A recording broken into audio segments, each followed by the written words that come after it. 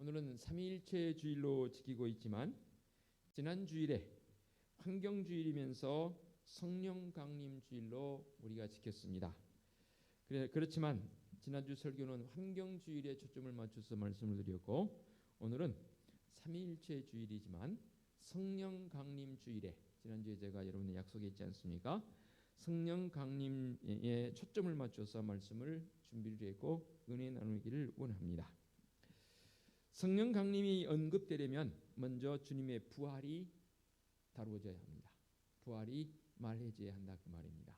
왜냐하면 부활하신 주님께서 이제 조금 후에 다시 언급하겠지만 승천하시지 않습니까? 주님 오늘 사도행전 1장에서 승천하시는 그런 장면이 이제 9절 이하에서 표현이 되어졌고, 그리고 나서 얼마 안 있어서 오순절 성령 강림의 역사가 일어나는 것을 보게 되고, 이 오순절 성령 강림을 예고하는 메시지가 바로 오늘 본문입니다.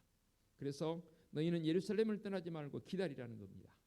그리고 그 기다림 속에서 성령이 너희에게 임하시면 너희가 권능을 받아서 이제는 전도적 삶을 살 것을 권고하는 그런 말씀의 과정으로 성령 강림의 서론적 개념이 오늘 본문의 말씀의 주 내용이 되겠습니다. 주님께서 부활하셔서 제자들을 향해서 하시는 명령이 여러 가지가 있었지요. 그 가운데 특히 마지막 분부한 그 명령이 뭐냐면 기다리라는 겁니다. 그리고 그 기다림이 있게 되면 너희에게 권능이 임할 것이고 나아가서 내 증인이 되어달라라고 분부하시는 주님의 그 말씀. 가장 먼저 주님께서 제자들에게 이런 표현을 씁니다. 4절 예루살렘을 떠나지 말고라고 말씀하시거든요. 사도와 함께 모이사 그들에게 분부하여 이르시되 예루살렘을 떠나지 말라는 겁니다. 왜 그러면 주님께서 이 예루살렘을 떠나지 말라 말씀하시는 것일까요? 주님께서 활동하시던 주 무대는 예루살렘이기도 하지만 사실 이 갈릴리 지역을 주 무대로 해서 활동하셨던 주님의 사역이시거든요. 그런데 이제 이 예루살렘에서 제자들과 함께 모진 그 고난도 받으셨고 예루살렘에서 결국 모든 십자가상의 모든 사건들이 이루어진 것 아니겠습니까? 그래서 예루살렘이 도대체 어떤 곳이기에 이런 분부를 하셨을까? 예루살렘은 주님의 관점도 마찬가지이고 제자들에게도 마찬가지이고 위협적인 장소입니다. 위협적인 장소란 말은 무슨 말이냐면 주님의 사람들이 위협을 받던 그 장소가 바로 예루살렘입니다. 대표적인 예를 한번 들어보도록 하겠습니다. 마가 요한은 잡혀가시는 예수님의 뒤를 조심히 따르다가 그만, 이 마가 구체적인 표현은 되어 있지 않지만 또 해석을 하기도 합니다. 배 혼이불을 버리고 벗은 몸으로 달아나는 수치를 당하기도 하는 참 있어서는 안 될 일이 벌어졌고요. 대표적인 주님의 수제자라 말을 쓴 베드로는 이 예루살렘에서 예수님을 3번이나 부인했습니다. 왜냐하면 자기도 예수님처럼 잡혀서 십자가에 죽을까 봐, 모진 고난을 당할까 봐 멀찍이 멀리서 주님의 고난을 지켜봤던 사람이 사실 베드로잖아요. 그런 이 베드로를 위시해서 모든 주님의 사람들, 특히 제자들이 이 예루살렘에서 위협을 받았던 장소이기도 합니다. 그런데 예수님께서 제자들에게 이곳에 머물라고 말씀하십니다.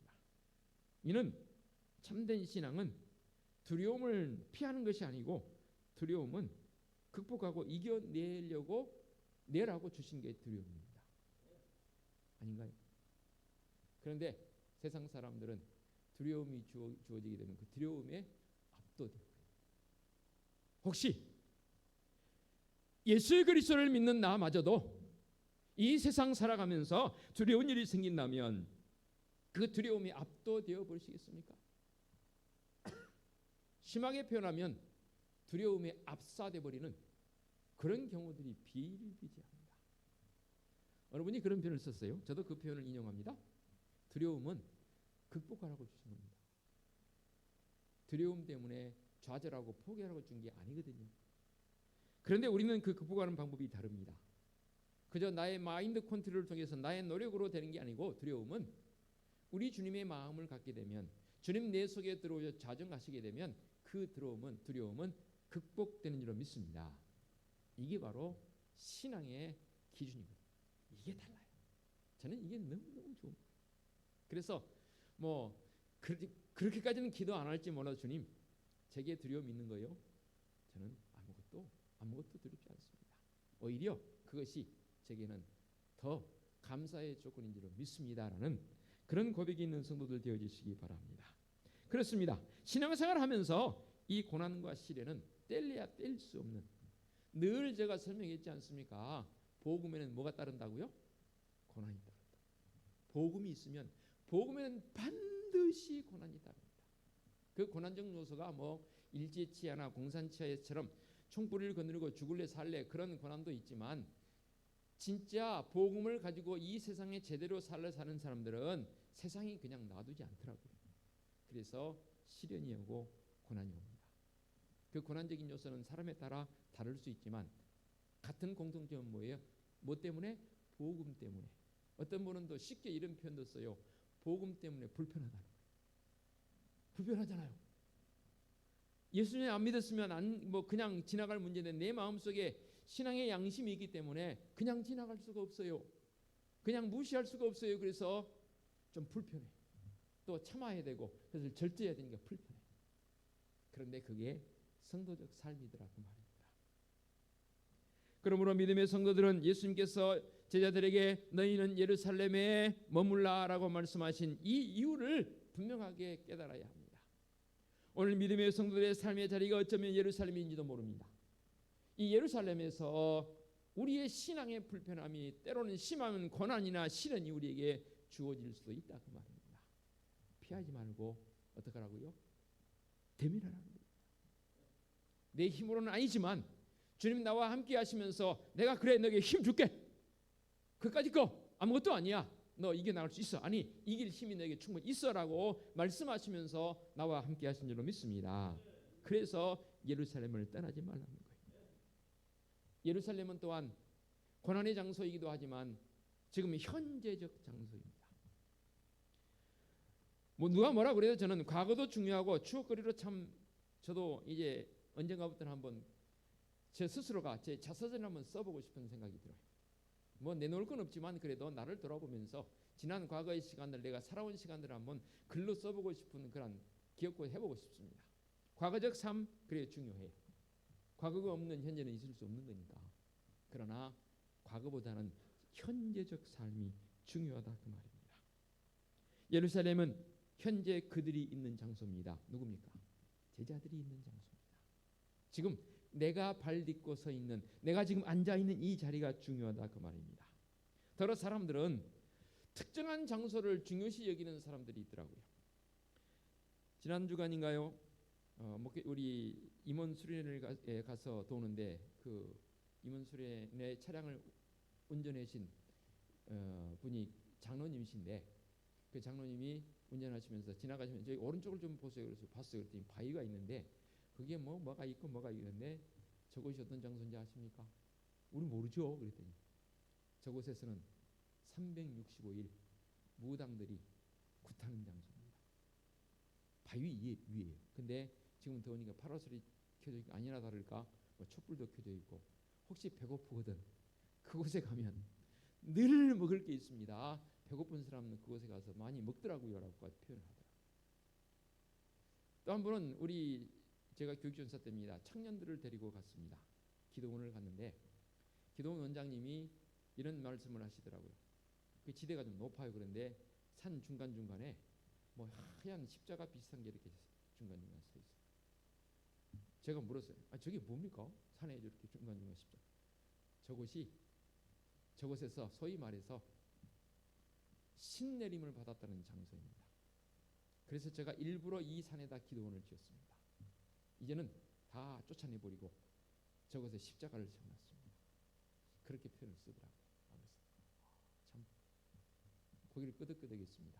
물론 장소적 개념 중요합니다. 또 뭐 어떤 사람은 어떤 장소는 신령한 장소이더라. 또 어떤 장소는 뭐 어떻더라 등등. 그래서 그런 장소만 찾아다니는 사람들도 있긴 있더라고요. 그러나 그런 장소보다는 현재적 내 삶의 자리, 지금 내 자리가 주님의 임재가 경험되어지는 자리이기를 원합니다. 누가 뭐라고 그래서 어디가 좋더라. 그래 가는 것도 좋겠지만 지금 이 자리에서 하나님의 임재를 느끼는 성도여야 합니다. 참으로 주님과 사마리아 여인이 대화하는 그 대화적 모습에서 이 장소적 개념을 읽어볼 수 있는 장면이 나옵니다. 요한복음 4장에 보게 되면 수가성 여인, 사마리아 여인이지 않습니까?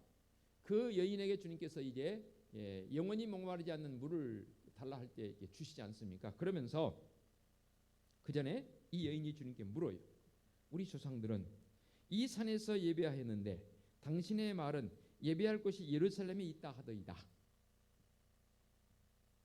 주님께서 이 여인의 말을 듣고 이렇게 대답합니다. 이 산에서도 말고 예루살렘에서도 말고 예배하는 자가 영과 진리로 예배할지니라. 과거 우리 번역에서는 신령과 진정으로 예배할지니라라고 번역을 해놨습니다. 뭐 영과 진리나 신령과 진정이나 같은 의미입니다. 무슨 말이냐면 사람들은 자꾸만 구약적 개념 속에 장소적 개념을 따집니다. 물론 우리도 예배당을 지어서 이곳에서 장소를 구별해서 예배하는 그러한 우리 현재적 행위도 있지만 바라는 것은 내 가정이, 내 발 딛는 곳이, 내 사업장이, 내 직장이 정말로 하나님 앞에 거룩하게 구별되어진 자리이기를 원합니다. 때로는 모임에 갔을 때 나라는 한 사람이 그것에 참여함을 통해서 그 자리가 현재적 자리의 모습 속에서 하나님의 그 거룩함이 나타내 보이는 장소였으면 좋겠습니다. 이게 바로 성도적 삶이거든요. 이게 성령의 임재를 경험하는 성도의 모습이라 그 말입니다. 그러면서 분명하게 말씀하십니다. 머물라라고 말씀하십니다. 주님께서 잡히시던 전날 밤에 제자들과 함께 자리했지 않습니까? 그리고 그들에게 분부합니다. 하나 될 것을 말씀합니다. 아무리 강한 자라도 흩어지면, 아무리 강한 민족성이 있다 할지라도 흩어지면 어떤 것도 이루어지지 않습니다. 힘을 합하면 하나 되어질 때에 놀라운 역사가 일어납니다. 그런데 예수님께서 십자가에 달리실 때에 제자들은 어떻습니까? 진짜 노골적으로 분열을 일으켰습니다. 뭐 몇 사람 예를 들어볼까요? 베드로요. 다시 고기 잡으러 갔지 않습니까? 부인하고 나서 다시 고기 잡으러 간다 하니까 갈릴리로 가지 않습니까? 그러니까 다른 제자들도 거기에 동조합니다. 그래 우리도 가자. 참 안타까운 모습이죠. 또 누가복음에 기록되어진 엠마오로 가는 두 제자의 모습 봐보시기 바랍니다. 주님께서 부활하셔서 나타나셔서 야 무슨 일이 있었니? 뭐 예루살렘에 이런저런 일이다 뭐 등등 여러 가지 말을 하지 않습니까? 주님이 부활하신 주님인지도 모르고 도마는 어떻고요? 의심 많았던 도마의 모습, 제자들의 모습이 이러했습니다. 예수님께서 십자가에 달리셨으므로 그들은 지도자 한 사람을 중심으로 마음을 모아서 상처받은 마음을 서로 위로하고 무엇보다도 예수님께서 위임하신 사역을 어떻게 수행할 것인가 힘을 모아야 할 그들이 하나가 되지 않습니다. 물론 성령 강림 이후에는 놀랍도록 하나가 되어지죠. 성령의 임재가 있게 되면 그렇게 변화되어지지만 성령의 임재가 있기 전에는 그곳에 머물라 했는데 그들은 머물지 않았습니다. 예루살렘에 머물러 있으라고 말씀하시는데 복음의 확실성을 가지고 하려 했는데 아직 제자들은 그렇게 하지 못했습니다. 그러면서 예루살렘에 머물러 있으면서 뭐 하라고요? 성령을 기다리라는 겁니다. 성령을 기다리는데 참고 기다리라는 말씀인 줄 믿습니다. 여기서 우리는 기다림이 무엇인지에 지난 주간 한 주간 가운데 새벽 시간에 인내에 대해서 배웠습니다. 말씀드렸습니다. 제가 글을 써서 보내드렸더니 다른 때보다도 이 인내와 관련되어진 답글이 참 많이 왔어요. 그러면서 제가 그 표현 중에 이런 거 표현을 쓰지 않습니까? 욱하는 심정을 한 번에 참으면 인내가 아니다. 인내는 이렇게 저는 다시 바꿔서 말하고 싶어요. 영원성. 끝까지 참아야. 좀 더 구체로 표현하면 99번 참았다가 한 번 화내버리면 99번은 다 무산돼버립니다. 매사에 다른 일도 그러하지만 인내는 그저 한 번 참는 게 인내가 아닙니다. 인내는 끝까지 참는 것을 말합니다. 그렇습니다. 기다린다는 말 속에는 참음 또는 인내라는 의미가 내포되어 있습니다. 참음이 없는 기다림은 의미도 없고 있을 수 없는 거 아니겠습니까? 그러므로 기다리는 신앙인은 참 신앙이어야 하는데 고난과 수치와 때로는 내게 누명이 주어질지라도 참아야 합니다. 견뎌야 합니다. 성령이 오시기를 기다리는 성도적 모습, 그리고 기다림만 아니라 그 성령님을 의지하며 나가는 성도적 모습. 오늘 어쩌면 이렇게 말씀에 그 맥락이 딱 맞는지 모르겠어요. 말씀을 준비하면서 참 하나님께 감사드렸습니다. 성령 강림 주일에 설교를 하고 있지만 삼위일체 주일을 맞이해서 삼위일체적 관점에서 성부 하나님, 우리를 지으시고 지금도 우리를 주관하신 하나님, 성자 예수 그리스도, 나를 위해 십자가에 그 모진 고통 당해 주시고 부활 승천하신 예수 그리스도, 지금 하나님 우편에 앉아 계시면서 오늘도 나를 지켜보고 계시는 예수님, 성자 예수님입니다. 성령 하나님, 그 하나님은 지금 내게 임재하셔서 나와 함께 하고 계신다는 사실, 그 성령의 임재가 느껴지게 되면 왠지 모르게 마음속에 기쁨이 있고 평안이 있어요. 더더욱이 임재뿐만 아니라 성령 충만하게 되면 그 사람의 얼굴에 다 써져 있어요. 나 성령 충만. 우리 장로님 말고는 아멘 안 하시네요. 여러분 성령 충만 아니세요? 나 성령 충만. 이게 성도적 삶입니다. 그 말은 무슨 말이냐면 전적으로 성령 하나님을 의지한다 그 말입니다. 여러분 한자 용어 가운데 이 말 아시죠? 동고동락 아시죠? 요즘 뭐 대세가 사자성어 논에는 한자성어를 많이 쓰더라고요. 또는 줄여서 쓰는 말도 좀 동고동락. 고난도 함께하고 즐거움도 함께한다는 거예요. 누가? 사람이 함께하는 것도 귀한 일이지만 우리 성령 하나님께서 오늘 성령 강림 주일을 기념해서 지키는 말씀이니까요. 죄송합니다. 까딱 좀 어떻게 지워주십시오. 무음으로 하든지 죄송합니다.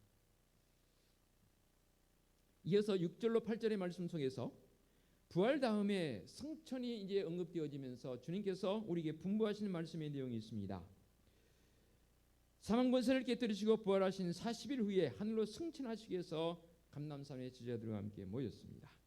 그리고 제자들에게 이제 말씀하시는데 제자들은 여전히 부활하신 예수님을 만났음에도 불구하고 예수님을 정치적 메시아로 아직까지는 어쩌면 지금도 정치적 메시아로 예수 그리스도를 인지하고 있습니다. 그래서 물었습니다. 그들이 모였을 때 주님께 예수께 여쭈어 이르되 주께서 이스라엘 나라를 회복하심이 이때니까. 와, 십자가에 못 박혀 버리신 예수님인 줄 알았는데 그 예수님께서 부활하셨습니다. 나타나 보이셨습니다. 예수님을 따랐던 제자들의 모습이 무슨 목적 때문에 따랐습니까? 예수님이 왕이 되면 자기들 한 자리 해먹고자 하는 야심이 있었잖아요. 그런 예수님이 십자가에 허망하게 죽어버리니까 다 흩어져 버렸잖아요. 그리고 부활하신 주님께서 그들을 다시 모았지 않습니까? 그리고 그들과 함께 부활하신 40일 동안 동고동락합니다. 그러니까 제자들의 마음속에 새로운 희망이 쏟았습니다. 역시 우리 주님이시여, 우리 분명히 한 자리 할 수 있을 거야. 그리고는 예수님께 묻습니다. 여쭈어 이르되 주께서 이스라엘 나라를 회복하심이 이때니까. 자, 여기까지는 진짜 제자들은 예수님을 정치적 메시아로 이해하고 있습니다. 나라를 독립시킬, 이스라엘을 독립시킬 메시아로 이해하고 있다 그 말입니다. 그런데 주님께서는 그들에게 그 질문에 이렇게 답하십니다. 7절 이르시되 때와 시기는 아버지께서 자기의 권한에 두셨으니 너희가 알 바 아니요. 자, 6절 7절은 정치적 메시아에 관련되어진 주님의 제자들의 질문과 주님의 답이었고, 이제 4절 5절 말씀 연결을 지어져서 너희는 몇 날이 못되어 성령으로 세례를 받으리라. 세례자 요한은 너희에게 물로 세례를 주었을지 모르지만 너희가 성령으로 세례를 받을 터인데 그 성령 세례를 받게 되면 어떤 일이 일어나는지 여러분 한번 봐주시기 바랍니다. 8절 너무너무 중요한 요절이고 요절처럼 외우는 부분입니다. 같이 읽겠습니다. 시작. 오직 성령이 너희에게 임하시면 너희가 권능을 받고 예루살렘과 온 유대와 사마리아와 땅끝까지 이르러 내 증인이 되리라. 아멘. 약속하신 성령을 우리에게 지금의 관점에서는 내려주셨고, 주님 말씀하십니다. 오직 성령이 너희에게 임하시며. 이 말씀 보면 오순절 성령 강림은 이 약속에 대한 실천입니다. 하나님께서는 이미 요엘 선지자를 통해서 850년 전에 모든 육체에게 성령을 부어주실 것을 약속하셨거든요. 요엘 2장 28절 제가 그대로 봉독에 올리겠습니다. 그 후에 내가 내 영을 만민에게 부어주리니 너희 자녀들이 장래의 일을 말할 것이며 너희 늙은이는 꿈을 꾸며 너희 젊은이는 이상을 볼 것이며. 이 요엘 선지자의 예언의 약속이 오순절에 성취되어지는 역사로 이어진 줄로 믿습니다. 그래서인가요? 베드로 사도가 설교를 합니다. 사도행전 2장에 보니까 먼저 3,000명이 회개를. 한번 생각을 한번 상상을 한번 해보시기 바랍니다. 베드로 사도가 설교를 합니다. 그런데 그 설교를 듣는 사람들이 몇 명이 모인지는 모르지만 1차적으로 3,000명이 회개를 합니다. 이게 사도행전 2장에 이렇게 되어 있고요. 사도행전 4장에 보게 되면 다음에는 5,000명이 회개를 합니다.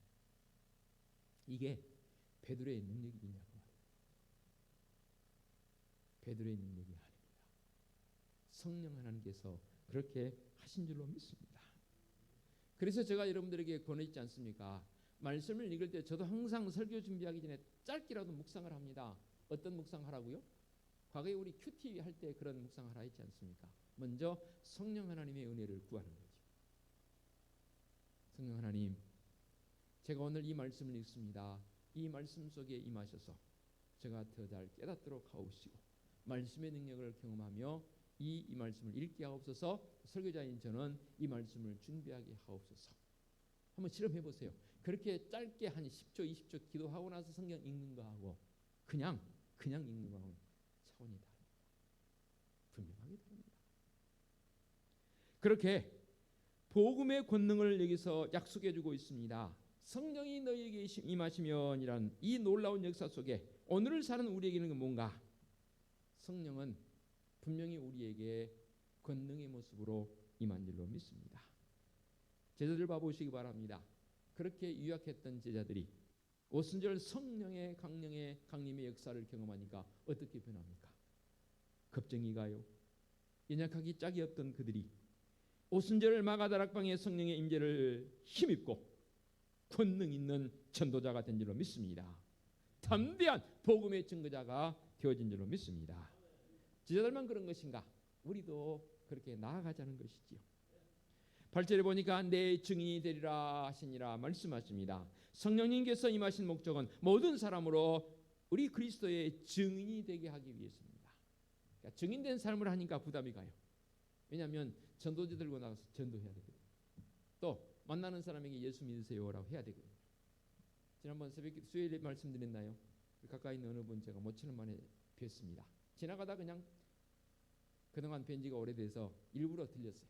그랬더니 얼굴이 너무 지쳐 보여요. 항상 만나면 사장님이란 말보다 선생님이라고 말하거든요. 선생님 얼굴이 너무 힘들어 보여요. 그랬더니 그분이 제게 이런 말 하더라고요. 인생의 과정이 있는 것 같아요. 힘드네요. 진짜 힘드네요. 그러더라고요. 제가 지금입니다. 그랬더니 그분이 눈을 크게 뜨더라고요. 뭐가 지금이야 했더니 이제 예수 믿을 때가 된 것 같습니다. 지금입니다. 그랬더니 그분이 얼굴이 벌개지더라고요. 제가 조만간에 또 한 번 갈 거예요. 이제. 지금입니다 했더니 뭐가 지금이에요? 지금 예수 믿을 때입니다. 이제는 영혼을 사모할 때입니다. 그 한마디에 제가 붙였어요. 그분 내리 속에 팍 바뀌었어요. 제가 며칠 있다 한번 가볼 겁니다.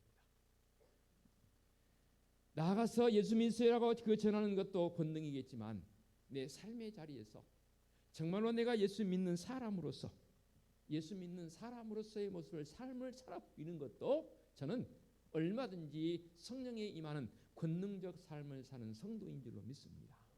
이게 더 중요한 것 같아요. 요즘 더더욱이 축구 전도인 노방전도 안 되잖아요. 가서 뿌려본들 전도지 뿌려본들 발로 밟고 그냥 지나갑니다. 먹을 걸 줘도 받지 않습니다. 뭐 쓸만한 물건을 줘도 요즘 별로 받지 않습니다. 필요성을 못 느끼는 거예요. 무엇으로 성령의 권능의 모습을 증명해 보시겠습니까? 땅끝까지 전하라 했는데, 땅끝까지라는 개념은 지역적 어떤 한계도 있지만 내 삶의 종착지까지, 저는 그렇게 해석을 하고 싶어요. 내 삶의 종착지까지 성령의 권능을 힘입어 증인되라는 겁니다. 증인은 경험치 않은 그는 증언할 수 없습니다. 경험하지 않은 사람이 증언했다, 그 사람은 위증죄로 고발되어집니다. 경험 안 했는데, 안 봤는데, 보지 못했는데 봤다고 말하면 그 사람은 위증죄입니다. 우리는 위증이 아닙니다.